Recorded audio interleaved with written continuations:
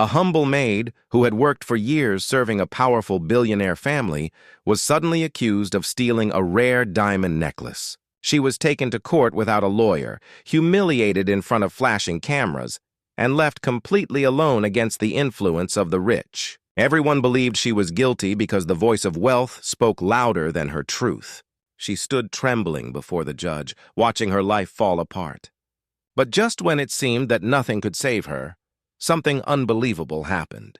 The courtroom doors opened, and the billionaire's own daughter stepped inside, calm, fearless, and carrying a secret that would change everything. What she revealed next exposed lies buried deep within the family and turned the entire case upside down. Before we begin this story, don't forget to like the video, subscribe, and tell us in the comments where you're watching from.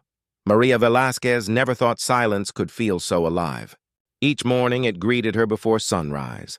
The soft hum of chandeliers, the distant murmur of the sea beyond the Harrington estate. For 6 years, this mansion had been her entire world. She moved through its marble corridors like a ghost with a purpose, polishing, arranging, making sure the house breathed perfection before its owners awoke. There was comfort in the routine, in the way her reflection blurred across the floors she cleaned, reminding her that invisibility was part of the job. She had come to the mansion after her husband's death, needing work, needing a reason not to fall apart. The Harringtons paid well, but they paid for silence, too. Edward Harrington, the head of the family, was a man carved from discipline. Every step he took echoed authority. He rarely spoke more than a sentence at a time, and when he did, people listened. The world called him brilliant. Maria just thought he looked lonely. His daughter, Isabella, was different. Gentle where he was cold, curious where he was guarded. She often lingered in the hallways when Maria worked, asking small questions that other Harringtons would never bother to ask. "Do you ever get tired of this place?" she once whispered. Maria smiled faintly and said, "Only when it forgets to be kind." Isabella had laughed softly, the kind of laugh that sounded like her late mother, or so the staff used to say. But not everyone shared that warmth. Edward's mother, Victoria, ruled the house like an empress. Her heels announced her before her words did, and both left the same sting. To her, Maria was a necessary inconvenience, a reminder that comfort depended on someone else's labor. "A maid should never feel too at home," Victoria once said as she passed. Maria bowed her head, as expected, even as her heart clenched around the insult. Despite it all, Maria found peace in small acts of care. She arranged fresh lilies in the study every Monday, knowing Edward's late wife had loved their scent. She mended torn napkins no one would ever notice. She even left a cup of tea on Isabella's desk when she studied late, pretending it was coincidence. Kindness was her rebellion against the coldness of the house. Then came the afternoon when everything changed. Rain pressed against the tall windows and thunder rolled across the sea.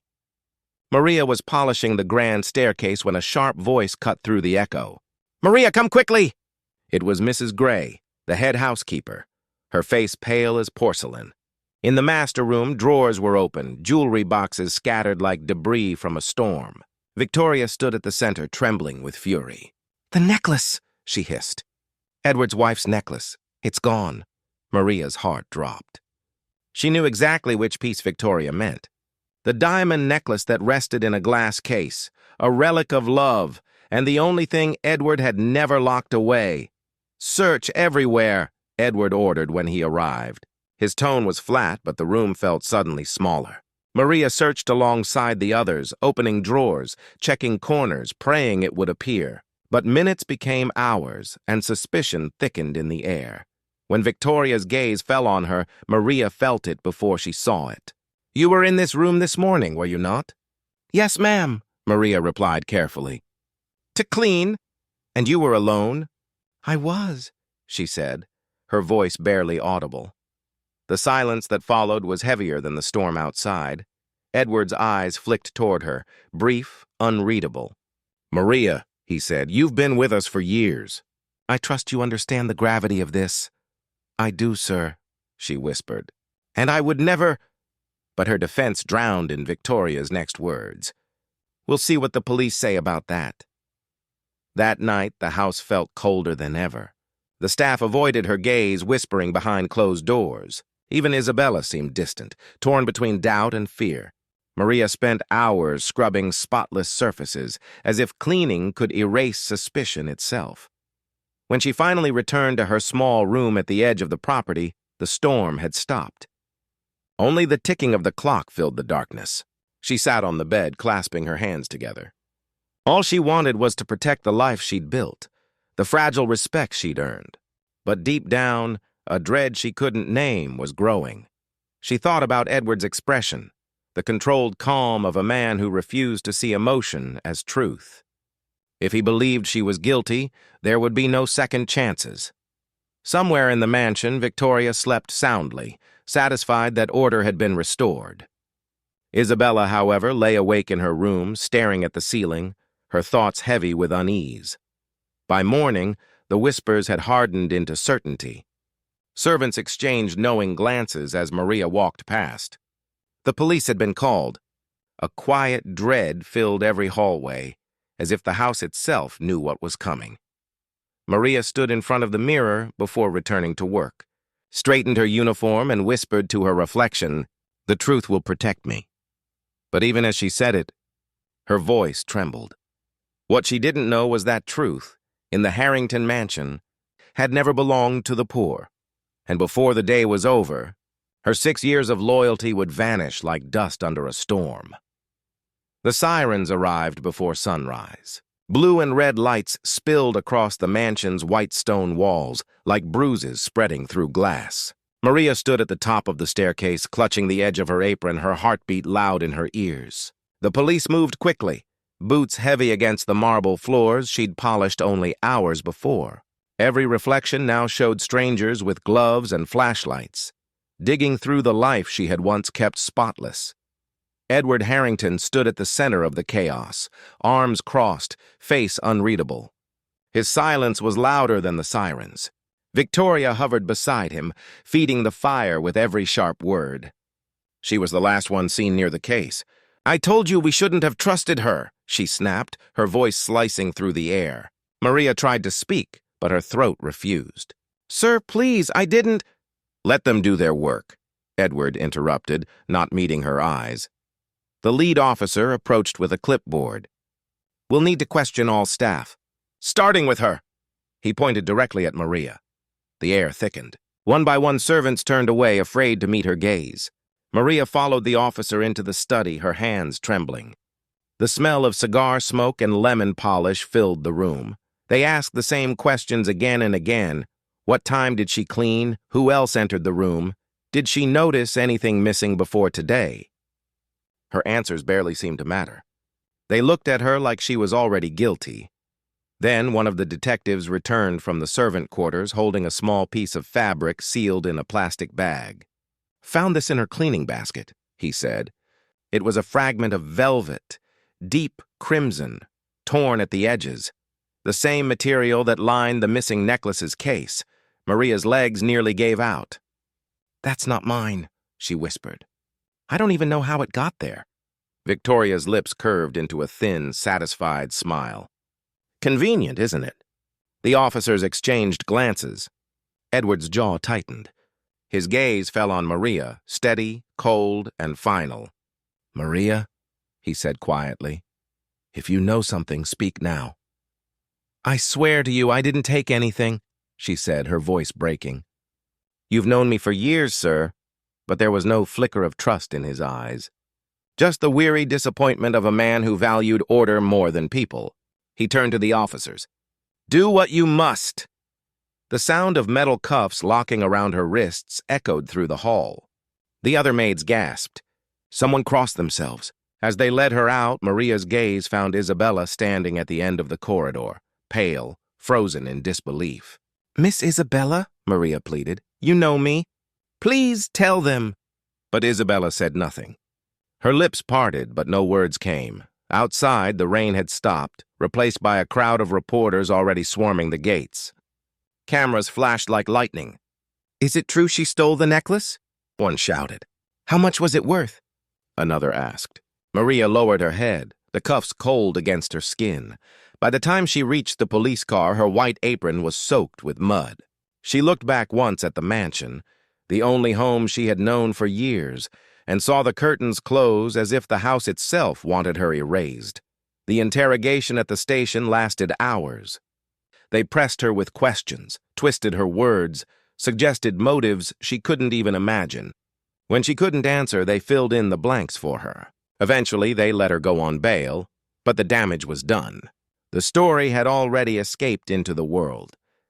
By evening, every news channel had her face on screen. "Billionaire's maid steals priceless family jewel," the headlines screamed. Her photo, taken from a party years ago, flashed beside words like betrayal, theft, and greed. She turned off the television, but the sound followed her through the walls. In her small apartment, Maria sat by the window staring at the city lights. Her reflection looked unfamiliar, tired, aged, guilty even when she wasn't. She tried calling her sister overseas, but the call didn't connect. The phone buzzed with messages from neighbors and old friends, half pity, half accusation. She sank onto the couch, clutching her hands. "I told the truth," she whispered to the empty room. "Why isn't that enough?" The next morning, eviction notices appeared on her door. Her landlord apologized softly, saying reporters had been knocking, asking for interviews. "It's better if you leave for a while," he said. Maria walked through the streets with a small bag of belongings, every step heavier than the last. People recognized her now. Some stared, others whispered. A child pointed at her and said, "That's the maid who stole the diamond." His mother hushed him, but didn't correct him. At a small cafe, she stopped to catch her breath. On the mounted TV above the counter, Edward's face filled the screen, giving a short statement to the press. "It's an unfortunate betrayal," he said calmly, "but justice will take its course." No anger, no doubt, just distance. Maria turned away, fighting tears. The man she'd respected most in her life had erased her with a single sentence. That night she returned to her apartment, now stripped bare. The silence pressed against her chest until she couldn't breathe. She opened her Bible, tracing the edges of the pages without reading. The knock on the door startled her. A plain envelope slid under it. Inside was the court summons. Her trial date was set. She sat on the floor, knees to her chest. She had no lawyer, no money, no voice loud enough to compete with the Harrington name. But even in her despair, something inside refused to break. "I will tell the truth," she murmured, "even if no one listens." Meanwhile, across the city, Isabella sat in her room, the television replaying clips of Maria's arrest. Each image burned into her conscience. She remembered how Maria used to tuck a note under her teacup before exams, little messages that said, "You'll do great today." She remembered the mornings when the house smelled of fresh lilies because Maria never forgot her mother's favorite, flower. Isabella turned off the screen, her heart pounding. Something wasn't right. The footage, the timing, the way her grandmother seemed too calm. It all felt staged. Outside her window, thunder rumbled again, echoing the memory of that night. She whispered to herself, "What if she's innocent?" In that single question, doubt began to bloom, a quiet, dangerous seed that would soon grow into the truth. Sleep refused to come to Isabella that night. The rain had stopped, but her mind kept replaying the image of Maria being led away in handcuffs. Every time she closed her eyes, she saw the maid's face, pale, tearful, but dignified. The same woman who had once left notes of encouragement under her teacup, now branded as a thief. Isabella sat at her desk, surrounded by papers and the faint glow of her laptop screen, trying to make sense of it all. Something didn't fit. It was too neat, too convenient. She opened the folder labeled Security Logs, June 12th. The footage showed the hallway outside her father's study, the jewelry case glittering faintly in the dim light. Then, just before midnight, the feed cut to black. 5 minutes gone, erased. When it resumed, the necklace was gone. She frowned, replaying the footage over and over, her pulse quickening. "That's impossible," she whispered. The only way to disable that system was through the main control room. A sudden realization chilled her. The control room key was kept by only one person, her grandmother, Victoria Harrington. Isabella pushed her chair back, her heart pounding. The house was quiet, the kind of silence that felt staged, like it was holding its breath. She made her way down the hall, her footsteps echoing softly on the marble floor. Victoria's suite glowed faintly at the end of the corridor, light spilling beneath the door. Isabella hesitated, then knocked.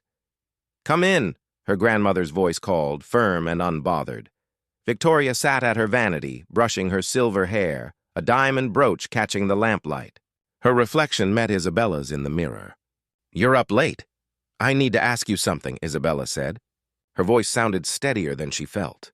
"Did you go into the control room the night the necklace disappeared?" The brush paused mid-stroke. For a brief moment, the air between them thickened. Then Victoria set it down carefully. "What a strange question." "The logs were erased from inside," Isabella pressed. "You're the only one who could have done that?" Victoria turned, her eyes sharp as glass. "Be careful, child. You don't know what you're suggesting." "I'm suggesting that Maria didn't do it." Her grandmother's lips curled into something between a smile and a sneer. "Defending servants won't make you noble, Isabella. It will make you foolish. We protect our name first, always, even if it means destroying someone innocent." "Especially then," Victoria replied coldly. "The world remembers shame longer than truth." Isabella stared at her, speechless. The woman she'd admired all her life suddenly looked like a stranger, someone who saw people not as souls but as tools. That night, she couldn't stay in her room. She needed proof and something concrete. She slipped into the control room while the house slept. Dust shimmered in the beam of her phone's flashlight. She opened the system's backup drive, scrolling through weeks of footage. Most files were locked behind encrypted folders, but one, labeled Archive 47, caught her eye. When she opened it, the screen flickered to a still image, her grandmother walking toward the jewelry case hours before the theft. Her hand lingered on the glass, her expression unreadable. Isabella's throat tightened. "Why would she—" Her voice broke off. She copied the file onto a flash drive, her hands trembling, but proof of access wasn't enough. The deleted footage alone couldn't convict anyone, not without motive. The next morning, she called an old friend, Liam, who worked as an independent investigator. "I need help," she said over the phone, "and it has to stay between us." Liam arrived 2 hours later, dressed in a plain coat and wary smile. "You sure you want to dig into family secrets?" he asked. "I don't want to," Isabella said. "I have to." They went through public records, tracing pawn transactions in Victoria's name. Most were clean, until they found one under an alias. Months earlier, she had sold a sapphire pendant, part of a matching set that once belonged to Isabella's late mother. The buyer's address was a private broker's shop downtown. Isabella's stomach twisted. They drove there quietly. The shop was dimly lit, the air smelling of metal and dust. Behind the counter, a thin man adjusted his glasses. "Can I help you?" Liam placed a photo of Victoria on the glass. "You know this woman?" The man hesitated, then nodded slowly. "Yes, she sold a few pieces here." "Paid cash for discretion. Do you remember what she said?" Isabella asked softly. He thought for a moment. Only that she needed it handled quietly. "Something about family debts." The words hit harder than she expected. Family debts. So that was it. Her grandmother hadn't stolen for greed, but to cover secrets of her own. Still, an innocent woman had been sacrificed to protect that lie. As they left the shop, the city lights blurred through Isabella's tears. "She destroyed Maria to protect herself," she said quietly. "And my father." "He'll defend her no matter what." Liam gave her a long look. "Then you have a choice. Protect your family's name or protect the truth." That night, Isabella sat on the edge of her bed, the flash drive in her palm. Her father's study door was visible from her window, a closed world she wasn't sure she belonged to anymore. She imagined his reaction if she told him. His loyalty to his mother ran deeper than reason. He would call it family duty, the same way he called his silence strength. Her phone buzzed with a message from the family's attorney. "Trial begins next week." She looked up at the portrait hanging above her desk, her late mother's gentle eyes, forever frozen in paint. "What would you do?" Isabella whispered. The house gave no answer. Only the wind pressed faintly against the windows, carrying the echo of Maria's voice, trembling yet unbroken. I didn't take anything. For the first time, Isabella believed her completely. She rose, opened her drawer, and placed the flash drive inside her bag. Her decision had already been made. She would go to the trial. She would stand where no one else dared to stand, and she would tell the truth, even if it meant breaking her family apart. But as she turned off the light, one thought kept her awake until dawn. If she failed, she wouldn't just lose her family, she would become their next enemy. The city woke restless that morning. Reporters gathered outside the courthouse long before sunrise, their breaths fogging the cool air as cameras flickered like impatient lightning. The headlines had already chosen their story. The Harrington trial, billionaire family faces its fallen maid. Inside, the marble floors echoed with footsteps, a rhythm of judgment that seemed to tighten with every passing second. Maria Velasquez sat at the defense table, hands clasped so tightly her knuckles had turned white. She wore the same uniform she'd once worked in, the only thing she owned that still felt like part of her old life. Its faded fabric carried the faint scent of lavender soap, the last reminder of dignity she could cling to. She didn't look up when the crowd stirred at Edward Harrington's entrance. The sharp click of his shoes across the floor felt like the final punctuation to a sentence she never got to finish. He sat beside his mother, Victoria, both of them composed, untouchable, dressed in muted shades of control. Edward's expression was a fortress, calm, unreadable. Victoria's, however, was smug satisfaction barely disguised as grief. She clutched a silk handkerchief as though she were the true victim in the room. The judge entered, his gavel striking once, silencing the murmurs. Court is now in session. The prosecutor rose, voice smooth and practiced. He painted Maria as a cunning opportunist, someone who exploited the family's trust. He called her desperate, deceitful, dangerous with her silence. Each word carved her reputation smaller. Maria tried to speak, but every time she opened her mouth, her voice was swallowed by the weight of authority. When the judge finally turned to her and asked, "Do you have legal representation, Miss Velasquez?" She shook her head slowly. Her voice came out as barely a whisper. "Only the truth." A ripple of laughter moved through the courtroom, quick and cruel. Even the stenographer paused before continuing to type.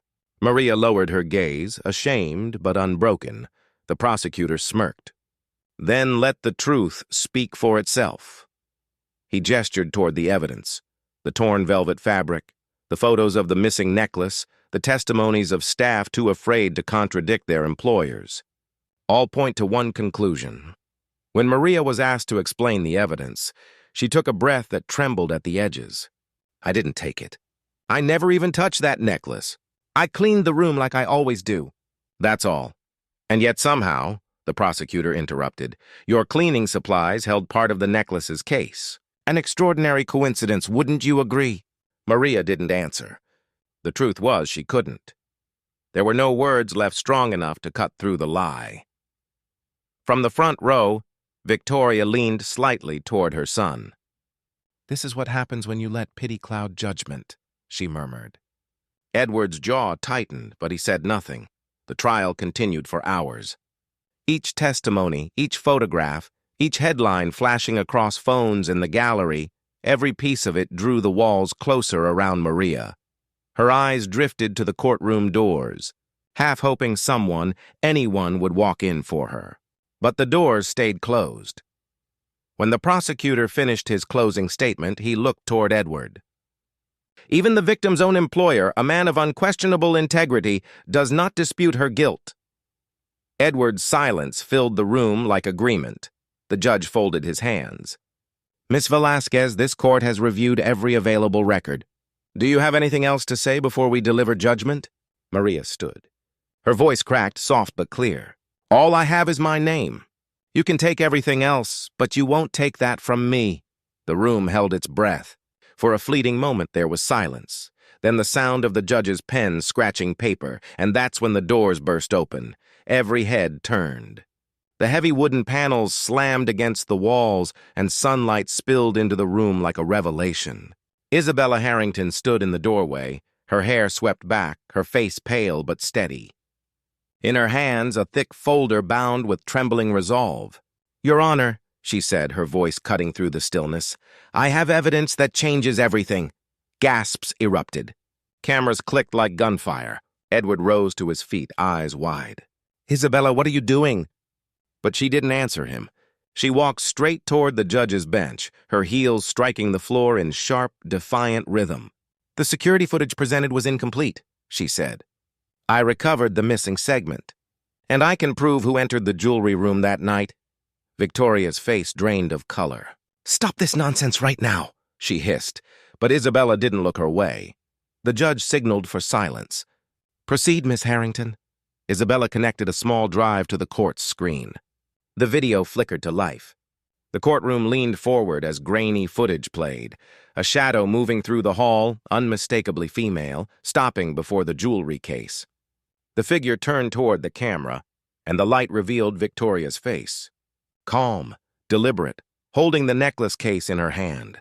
A stunned silence fell. "No," Edward muttered under his breath. "That can't be—" The video continued, showing Victoria leaving the room minutes later, locking the door behind her. The feed then cut to black, the same moment she had erased before. Isabella's voice trembled but didn't falter. She deleted the footage. "And these," she said, opening another folder, "are bank records linking her to a private broker. My grandmother sold other family jewels under a false name months before the theft." Victoria stood abruptly, the handkerchief falling from her fingers. "Enough!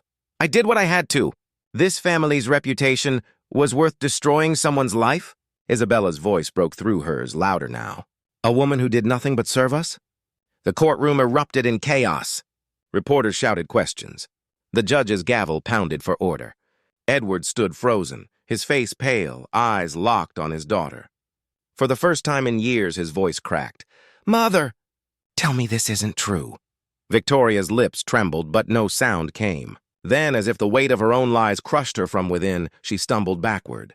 The bailiff caught her before she hit the floor. Maria couldn't move. She stood there, stunned, the tears coming before she could stop them. The noise around her blurred until all she could hear was her own heartbeat. Isabella approached her, eyes glassy but warm. "You don't have to be afraid anymore," she said softly. Maria tried to speak, but her words collapsed into a single whisper. "Thank you." The judge took a long breath before speaking. "In light of this new evidence, the charges against Miss Velasquez are dismissed immediately." Applause broke out in the back rows, followed by sobs, flashes, and the rush of footsteps. But Maria barely registered any of it. For her, the world had gone strangely still. Edward approached her slowly, his expression shattered. "Maria," he began, voice low, I don't know how to—" She looked at him, eyes red but calm. "You don't have to," she said. The truth already did. The reporters outside would call it the trial that shook the city. For days, it dominated headlines. The powerful humbled, the servant vindicated. But inside Maria's chest, there was no victory, just quiet relief, and a hollow ache where trust had once lived. As the courtroom emptied, Isabella turned back once, watching her father cradle his mother's hand, silent and broken. Maria followed her gaze, whispering, "The truth saves, but it also destroys." And in that moment, as flashbulbs painted the marble walls in bursts of white, both women realized that freedom always comes at a price. Outside, the morning light waited like forgiveness, but neither of them stepped into it just yet. For days after the trial, Edward Harrington could not step foot inside his own home. The mansion that once symbolized legacy and order now felt like a mausoleum of pride. Reporters camped at his gates, headlines screamed his family's disgrace, and his company's board demanded explanations he couldn't give. Yet none of that noise haunted him as much as the quiet echo of Maria's words in the courtroom. "You don't have to. The truth already did." He replayed that moment endlessly, her trembling voice breaking through years of silence he had built around himself. It wasn't just guilt that gnawed at him. It was recognition, the kind that stripped a man down to what he really was when no one else was watching. On the fourth morning before dawn, he drove without thinking, guided more by instinct than decision. The city streets grew narrower, humbler, until he reached a row of old brick apartments on the outskirts of town. He sat in the car for a long time, staring at the building, trying to summon the courage to walk in. For a man who had faced boardrooms and crises without flinching, this was the first door he truly feared knocking on. When Maria opened it, she didn't seem surprised. She just looked at him, not with hatred, not even with anger, but with the heavy calm of someone who had seen too much. Her small apartment smelled faintly of coffee and rain. A single vase of lilies sat on the table, their petals slightly wilted. "Mr. Harrington," she said quietly, "I didn't expect you." "I know," he replied, his voice rough. "May I come in?" She stepped aside. He entered, removing his gloves like a man entering a church.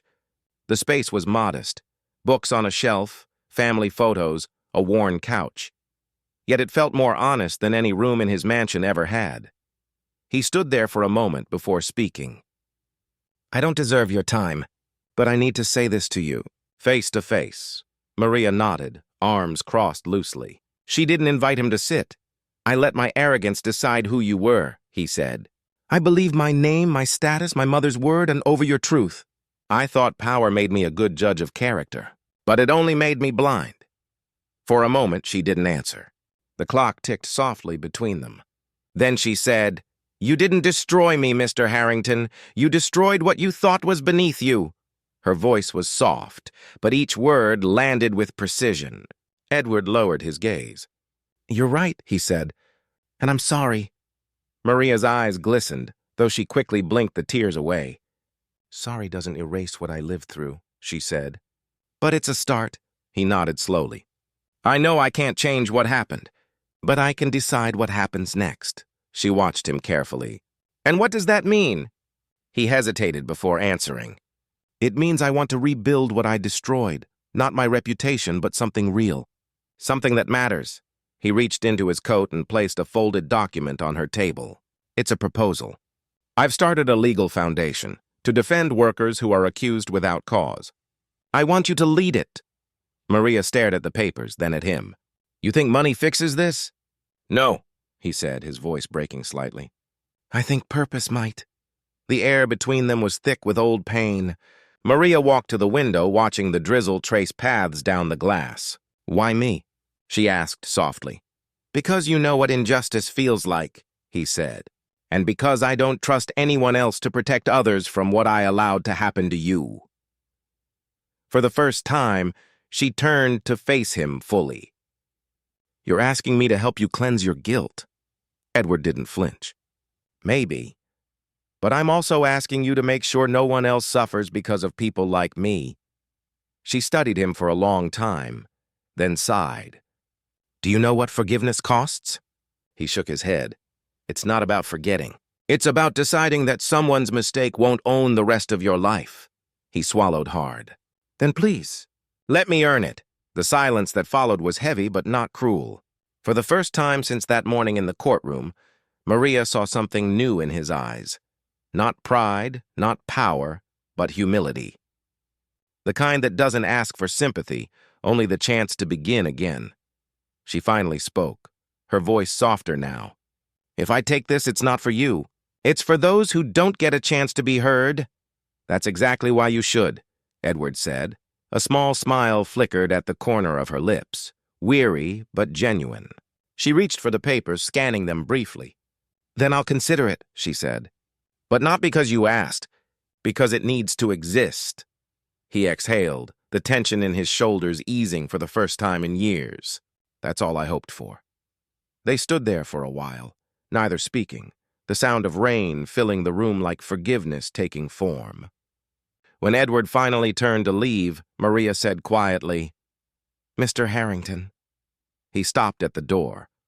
"Don't build this to prove you've changed," she said. "Build it because people still believe change is possible." He nodded, the weight of her words anchoring in his chest. Outside, the rain had lightened into a soft drizzle. Isabella was waiting by the car, watching him approach. She could tell by his face that something inside him had shifted. "Did she forgive you?" she asked. "Not yet," he said. "But she gave me a way to deserve it." Days later, the foundation was announced publicly, the Velasquez Initiative for Justice. Edward insisted that Maria be listed not as a figurehead, but as its director. When reporters asked why, he simply replied, "Because truth belongs to those who've suffered for it." Behind the scenes, Maria worked tirelessly, reviewing case files, guiding volunteers, learning to navigate a world that once silenced her. Edward and Isabella supported her, though she never allowed their presence to eclipse her independence. For the first time, the Harrington name wasn't followed by scandal, it was followed by purpose. But in the quiet moments, when Edward walked through the now empty halls of his mansion, he knew redemption wasn't a destination. It was a lifelong sentence, one he was finally willing to serve. And in that quiet reckoning, the walls that once echoed with judgment began to whisper something else. The first sounds of grace finding its way home.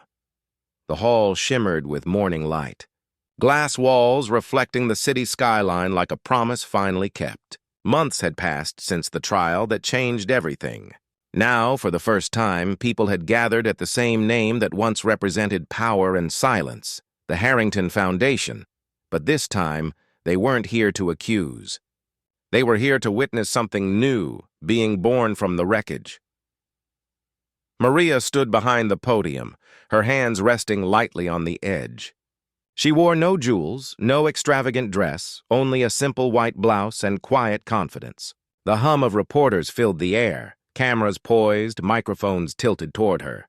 She could almost hear the ghost of her past whispering. The echoes of judgment, the sharpness of headlines that once tore her apart. But today, those voices didn't matter. Edward and Isabella stood a few steps behind her. They didn't dominate the stage as they once would have. Their expressions were soft, almost reverent, as if they knew this moment didn't belong to them. It belonged to her. Maria took a slow breath, the microphone catching the faint tremor of emotion in her voice. "Months ago," she began, "my name was a headline. My truth was buried beneath assumptions, and I was called a thief before anyone asked me who I was." A murmur rippled through the crowd, but she continued, steady now. "I was told that the word of the wealthy would always outweigh the tears of the honest. But I stand here today as proof that it doesn't have to." The hall fell silent. Every flash of a camera froze on her face. Every breath seemed to wait for her next words. "I lost everything," she said softly. "But in losing it, I found something no one can take away. The strength that comes when you have nothing left to hide." She paused, glancing toward Edward. He met her gaze, his eyes glistening with quiet remorse. Isabella smiled faintly, a tear sliding down her cheek. Maria went on, her voice gaining warmth. "This foundation isn't about revenge. It's about repair. It's about the workers who are silenced, the voices ignored, the people like me who are told they don't matter until they're gone. Today we build something different, a place where truth doesn't have to shout to be heard." Applause erupted, breaking the stillness. Not the polite kind meant for ceremony. This was real, heartfelt, raw. Reporters stood, clapping, their cameras momentarily forgotten. Maria stepped back from the podium, her heart pounding not from fear this time, but from release. For so long she had dreamed of this day, not as vindication, but as freedom. After the ceremony, the crowd thinned. The air outside was crisp, touched with sunlight. Reporters filed out, leaving behind the echo of flashbulbs and footsteps. Inside, the hall was quiet again. Isabella approached first, her heels soft against the marble. "You did it," she said with a small laugh that trembled through her words. "You turned everything they took from you into something the world can learn from." Maria smiled, looking around at the banners that bore the foundation's name. "It's not me who did it," she said. "It's the truth. It never really dies. It just waits for someone brave enough to speak it." Edward joined them, his presence gentle in a way it had never been before. "Maria," he said quietly, I don't know if I'll ever deserve forgiveness, but I hope it's a start. She looked at him for a long moment, then said, You can't undo what was done, but you can build something better with what's left. He nodded, humbled. Then that's what I'll spend the rest of my life doing. For a moment, none of them spoke. The afternoon light streamed through the glass, painting them in gold. Outside, the city moved on. Cars, crowds, the hum of life that never waited for anyone. Yet in that stillness, something had changed. Maria walked toward the window, her reflection merging with the skyline. Do you see that? She asked softly. For years I thought truth was fragile, like glass easily broken. But I was wrong. It's light, and even when you try to cover it, it finds a way through. Isabella joined her side, smiling. You gave us a chance to be better, she said. You gave our name meaning again. Maria turned to her, eyes kind but certain. Names can change, she said. But conscience, that's what lives forever. A quiet peace settled over them. For the first time, the weight of the past didn't hang like a chain. It felt like a lesson, something heavy that had finally found its place. As the sun dipped lower, its rays stretched across the hall, reflecting off every polished surface. The light touched Maria's face. Her calm expression mirrored in the glass like a final frame in a long, hard film. Behind her, Edward and Isabella watched silently. Pride no longer their armor, but their gratitude. The world outside saw a foundation launch, but inside that hall, it was something deeper. It was absolution, earned through courage, suffering, and grace. Maria took one last look at the city beyond the windows. Truth doesn't destroy, she murmured, half to herself, half to the world. It rebuilds what lies once broke. And as the final applause faded into the evening air, the sun sank beyond the skyline, casting one last blaze of gold across the Harrington name. No longer a symbol of wealth, but of redemption. The story didn't end with triumph. It ended with peace, the quiet kind, born from truth, finally spoken aloud, and that's how a humble maid turned her pain into power. Proving that truth, no matter how long it's buried, will always find its way to the light. If this story touched your heart, don't forget to like this video, subscribe to the channel, and share it with someone who believes in justice and kindness. Tell us in the comments, do you think forgiveness can truly rebuild what's been broken?